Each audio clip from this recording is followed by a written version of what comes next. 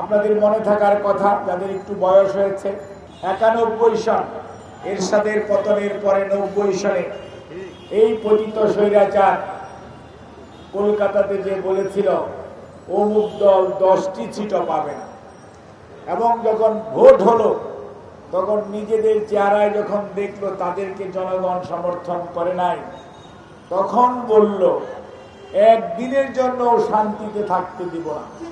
অর্থাৎ এই আওয়ামী লীগ এমন একটি দল যারা গণতন্ত্রের কথা বলে, গণতন্ত্রে বিশ্বাস করে না। তার প্রকৃষ্ট উদাহরণ স্বাধীনতার পরে স্বাধীনতার যুদ্ধ হয়েছিল গণতন্ত্রের জন্য, মানবাধিকারের জন্য, সাম্যের জন্য, অর্থনৈতিক মুক্তির জন্য। কিন্তু তারা 72 থেকে 75-এর মধ্যেই তারা একদলীয় শাসন ব্যবস্থা কায়েম করেছিল।